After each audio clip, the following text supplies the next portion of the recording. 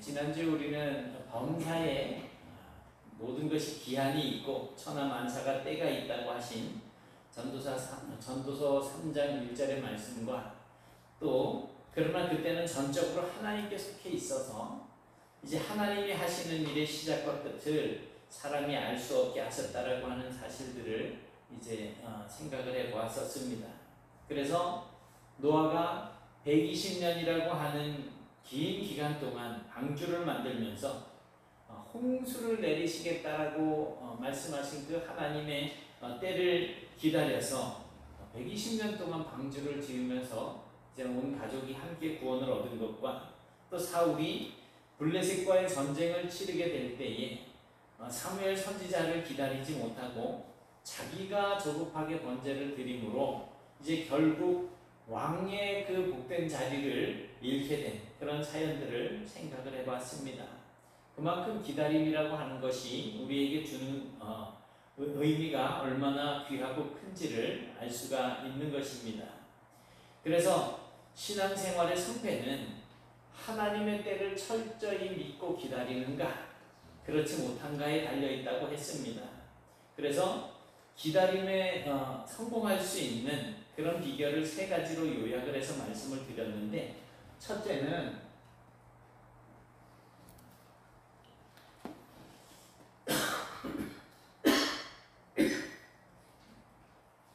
하나님의 때를 기다리는 자들이 많지 않은 그런 세상에서 이제 같은 생각을 품고 있는 사람들이 많지 않기 때문에 외롭다는 거예요. 그래서 그 외로움을 이겨내야 된다는 것과, 둘째로는 이스라엘이 광야에서 40년 동안을 유리하면서도 하나님께서 주시마 약속하셨던 그 가나안 땅을 소망하는 삶을 살았기 때문에 결국 40년이라고 하는 기간을 기다릴 수 있었다는 것과, 세 번째로는 그럼에도 불구하고 기다린다라고 하는 것은 고통의 연속일 수 있기 때문에 인내해야 된다라고 말씀을 전해드렸었습니다. 이제 오늘은 그 기다림에 따라오는 복에 대해서 우리가 생각을 해볼 수가 있습니다. 첫째는 여호와를 만나게 되는 복을 받게 됩니다. 여호와를 만나게 된다는 거예요. 18절을 보면 신앙의 사람들을 일컬어서 뭐라고 이야기를 하고 있어요? 그를 기다리는 자. 믿음이 있는 사람들은 하나님을 기다린다는 거예요. 하나님을. 결국 하나님의 백성들은 누구를 기다려요? 하나님을 기다리는 거예요. 어떤 하나님? 복의 근원이신 하나님, 천지 창조자이신 하나님, 온 세상을 섭리하고 다스리시는 분, 그분을 기다리는 거예요. 그러니까 기다림을 승리하면 결국 누구를 만나게 돼요? 하나님을 만나게 돼요. A하고 약속을 했어요. 맨날 며칠 몇 시에 어디에서 만나기로 했어요. 그럼 거기 나가면 누굴 만나요? A를 만나는, 사랑하는 사람을 만나는 거예요. 우리가 하나님의 약속의 말씀을 붙들고 기다리다 보면 결국에는 하나님을 만나게 된다는 거죠.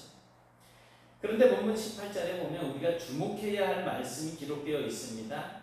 여호와께서 기다리시나니, 여호와께서 기다리시나니. 그러니까 우리가 만나게 되는 하나님도 우리가 믿음으로 하나님의 때를 기다리기를 기다리신다는 거예요.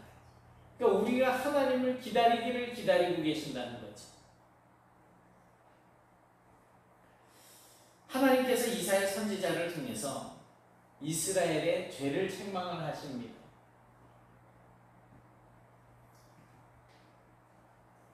이 절에 보면 그들이 바로의 세력 안에서 스스로 강하려 하며 애굽의 그늘에 피하려 하여 애굽으로 내려갔으되 나의 입에 묻지 아니하였도다. 결국 이스라엘의 죄는 뭐예요? 하나님께 묻지 않았다는 거예요. 이스라엘 백성들이 하나님을 의지하지 않고 애굽을 의지했고 하나님께 기도하지 않았다는 것입니다. 그런데 15절을 보면 하나님께서 이미 살 길을 말씀해 주셨어요. 같이 보실까요? 시작. 주 여호와 이스라엘의 거룩하시니가 이것을 말씀하시되 너희가 돌이켜 조용히 있어야 구원을 얻을 것이요 잠잠하고 신뢰하여야 힘을 얻을 것이거늘 너희가 원하지 아니하고. 아멘. 애굽을 의지하던 것에서 돌이켜서 회개하고 하나님을 의지하고 조용히 하나님을 기다리라 라고 하는 말씀입니다. 그러나 그 뒤에 말씀을 보면 너희가 원치 않고 이르기를 아니라 우리가 말 타고 도망하리라 라고 이렇게 말을 합니다. 그러니까 저들이 하나님의 말씀을 듣지 않고 도망을 치고 있다는 거예요. 이쯤 되면 하나님께서 끝까지 말 안 듣네 하면서 매를 들 법도 하고 심판을 하실 만도 한데 18절에서 보는 것처럼 하나님께서 기다리신다는 거예요. 그러나 여호와께서 기다리시나니 이는 왜 기다리신다는 거예요? 너희에게 은혜를 베풀려 너희에게 은혜를 베풀려 하시며 일어나시리니 이는 너희를 긍휼히 여기려 하십니다. 하나님께서 기다리시는 이유는 은혜를 베풀고 긍휼히 여기시기 위해서 기다린다는 거예요. 그러면 우리가 하나님께서 원하시는 그것이 우리에게 이루어지기 위해서는 우리가 하나님께로 돌아서야지 되겠죠. 하나님께서 말씀을 뿌리치고 떠나가는 이스라엘 백성들, 저 도망가고 있는 이스라엘 백성들을 지금 기다리고 계신다는 거예요. 행여나 돌아올까? 그 불쌍히 여기시면서 기다리신다는 거. 왜 불쌍히 여길까요? 그 끝이 어떤지 알기 때문에, 아시기 때문에. 이것은 마치 우리가 누가복음에 나타나고 있는 탕자의 비유에 나오는 그 아버지의 모습이 연상되는 그러한 장면입니다. 그리고 그 아들이 돌아올 때를 그 아버지가 기다리고 있잖아요. 그저 마을 어귀에 서가지고 이제 나오나 저제 나오나 떠나고 난 그날부터 돌아오는 그날까지 기다리고 있다는 거예요. 그래서 우리가 기다리다 보면 우리를 기다리시는 그 하나님을 만날 수가 있게 된다는 것입니다. 돈은 시퍼렇게 살아있는 아버지에게 아버지, 어차피 아버지 돌아가시면 그 유산 저한테도 물려주실 건데 미리 좀 땡겨서 가부를 좀 해주시죠.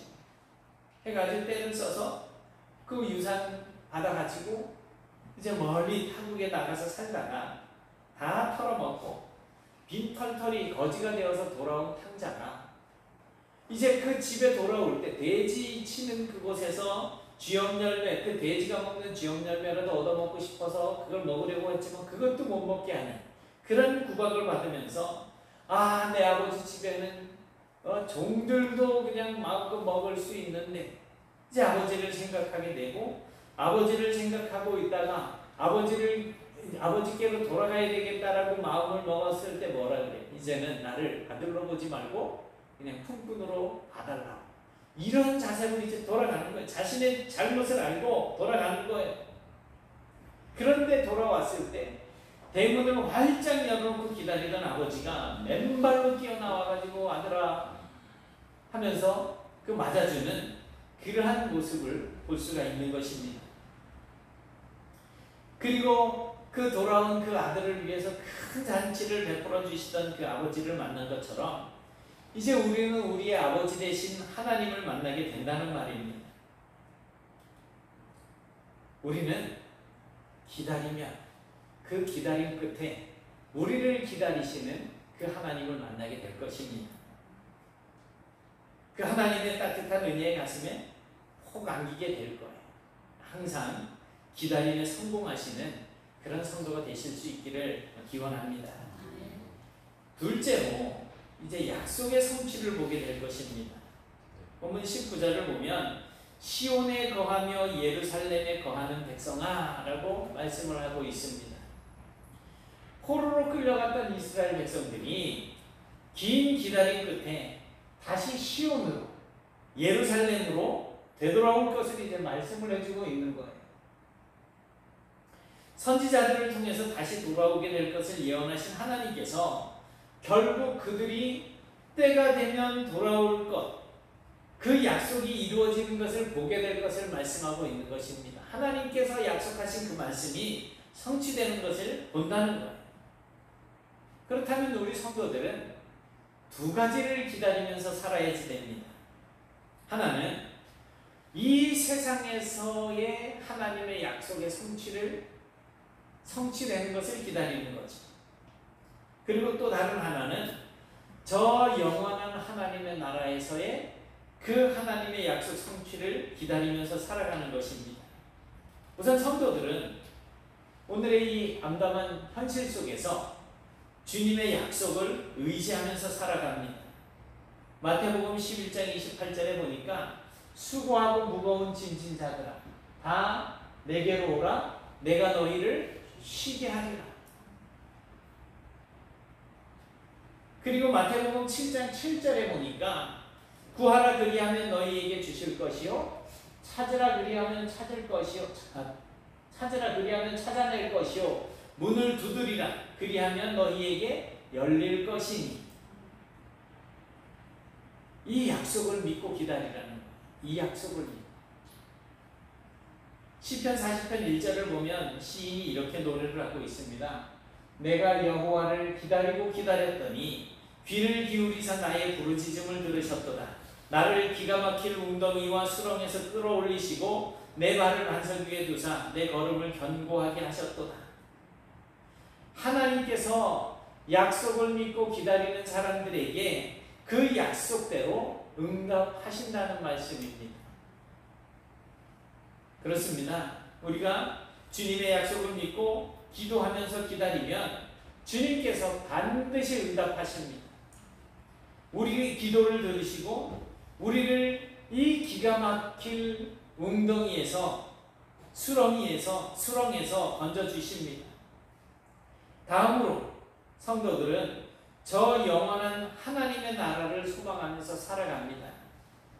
요한계시록 22장 20절 말씀을 보면 이렇게 말씀하고 있습니다. 같이 시작. 이것들을 증언하신 이가 이르시되 내가 진실로 속히 오리라 하시거늘 아멘. 주 예수여 오시옵소서.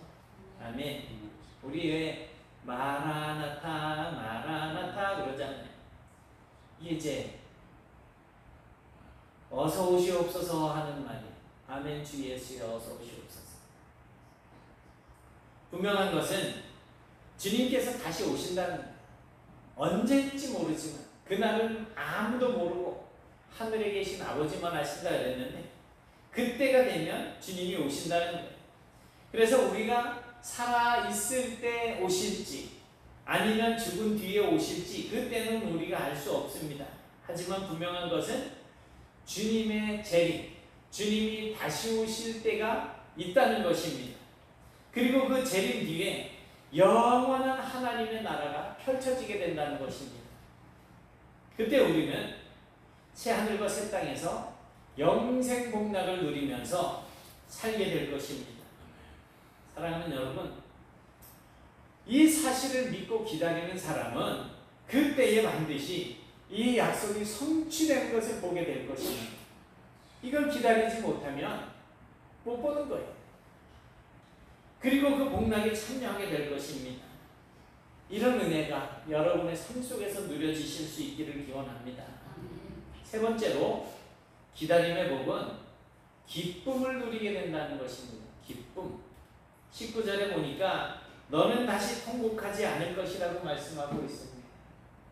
너는 다시 통곡하지 않을 것이다. 지금 이스라엘 백성들은 저 바벨론으로 이제 포로로 끌려가서 그곳에서 정말 통곡하면서 눈물의 세월을 보내고 있습니다. 그러나 그때가 되면 하나님께서 약속하신 그때가 되면 통곡이 그치고 눈에서 눈물이 사라지게 될 것이라는 말씀입니다. 이제 이사야서 61장 3절 말씀을 보니까 같이 시작. 무릇 시온에서 슬퍼하는 자에게 화관을 주어 그 죄를 대신하며 기쁨의 기름으로 그 슬픔을 대신하며 찬송의 옷으로 그 근심을 대신하시고 그들이 의에 나무 곧 여호와께서 심으신 그 영광을 나타낼지라 일컬음을 받게 하려 하시니라. 아멘. 하나님께서 슬퍼하는 자기 백성들을 위로하시고 죄를 뒤집어 쓰고 통곡하고 있는 사람들에게 화관을 씌워 주셔서 기뻐하시게 한다는 것입니다. 이제 욥기서나 뭐 이렇게 성경에서 보면 정말 슬픔을 당한 사람들은 일단 가슴을 쥐어 뜯어요. 그러니까 옷을 찢어요. 그리고 머리에 재를 뒤집어 쓰고 그 재 위에 앉아서 통곡을 하면서 웁니다. 그런 장면인 거예요. 그런 슬픔을 당한 백성들을 위로하시려고 죄를 뒤집어 쓰고 통곡하고 있는 사람들에게 화관을 씌워주신다는 거예요. 그렇게 기뻐하게 하신다는 거예요. 슬픔 대신 희락을, 죄 대신 화관을, 근심 대신 찬송을, 찬송의 옷을 주셨네. 그 찬양이죠. 그렇게 해주신다는 것입니다. 한마디로 기쁨이 넘치게 해주신다는 것입니다. 하나님을 기다리는 사람들, 그들은 하나님을 만나는 기쁨을 맛보게 될 것입니다. 하나님의 약속을 기다리는 사람들, 그들은 기도의 응답을 체험하고 큰 기쁨을 누리게 될 것입니다. 장차 저 영원한 하나님의 나라에 들어가서 이루 형언할 수 없는 기쁨을 누리게 해주실 것입니다. 하나님께서는 오늘도 우리들에게 기다리라고 말씀하고 있습니다. 기다려라. 왜냐하면 하나님의 때, 하나님의 시간이 아직 이르지 않았기 때문이라는 거예요. 예수님도 그렇게 말씀하시잖아요. 아직 내 때가 아니다. 내 때가 이르지 않았다. 그런데 이 기다림이라는 것이 그렇게 쉬운 일만은 아니죠. 외롭고 고독한 싸움이기 때문에 순간순간 약속에 대한 믿음이 흔들리게 돼요. 그리고 그러다가 그게 자꾸 늦어지면 이제 절망에 엄습해 오게 됩니다. 그걸로 그치는 것이 아니고 그 뒤에는 고난이 닥쳐오고 그럼에도 불구하고 응답이 늦어짐으로 인해서 결국에는 견디기 힘들어지는 거예요. 인내하지 못하게 되는 거예요. 그러나 이 기다림에 승리하게 되면 하나님이 주시는 놀라운 복과 은혜를 누리게 됩니다. 은혜와 사랑의 하나님을 만나게 됩니다. 하나님의 약속이 성취됨을 눈으로 보게 되실 거예요. 체험하게 될 거예요. 그리고 세상의 그 무엇으로도 비교할 수 없는 큰 기쁨을 맛보실 수 있게 될 것입니다. 사랑하는 여러분, 하나님을 기다리십시오. 하나님을 기다리시고 어떤 하나님께서 보여주시는 능력이 아니에요. 하나님께 우리가 드리는 기도에 대한 응답보다는 하나님이 우리와 함께 하시기를 기다리셔야지. 그리고 그 하나님께서 정해놓으신 그 때를 기다리실 줄 알아야지. 너무 조급하게, 사울처럼 조급하게 하다가 오히려 그냥 복된 자리에서 쫓겨나는 이런 어리석은 삶을 살지 말아야지 됩니다. 그래서 하나님의 때를 신뢰하면서 항상 하나님을 기다리고 하나님의 때를 기다리는 일에 성공하는 그런 성도들이 되실 수 있기를 주님의 이름으로 축원합니다. 사랑의 하나님 고맙습니다. 정말 주님께서 저희들에게 주시는 은혜를 날마다 경험하며 살아갈 수 있기를 원합니다. 무엇보다 저희들이 이 땅 살면서 참 많이 힘들고 어렵고 남들보다 참 살기 힘든 환경과 어떤 여건들 때문에 괴롭고 고통스러울 때도 있습니다. 그러나 하나님, 이것이 전부가 아니고 하나님께서 약속하신 것은 그것이 지나고 난 이후에 우리에게 오는 줄 믿습니다. 이제 하나님을 기다리게 하시고 하나님께서 정하신 그때를 인내하고 기다림으로 하나님께서 저희들에게 허락하신 많은 복들을 받아 누릴 수 있는 은혜들을 허락하여 주옵소서. 기다리는 일에 조급해하지 아니하도록 붙잡아 주시고 내 생각으로 무엇을 판단하고 내 생각으로 무엇을 이루려고 하는 그러한 생각보다는 이제는 하나님께서 하시는 일을 우리가 바라보면서 하나님께 영광을 돌리고 하나님을 찬양하고 경배하는 그러한 저희들이 되어질 수 있도록 인도하여 주옵소서. 날마다 저희들과 동행하여 주시며 저희들이 힘들고 어려울 때 위로를 허락하시고, 저희들이 때로 이제 세상에 넘어져서 하나님을 멀리할 때에 하나님 저희들을 불쌍히 여겨주셔서 속히 주님 품으로 안아주시고 불러주시고 이끌어주심으로 이제는 저희들이 살아가는 남은 평생 동안 하나님의 영광을 위해서 하나님을 가까이하고 하나님의 놀라우신 은혜를 경험하며 살아가는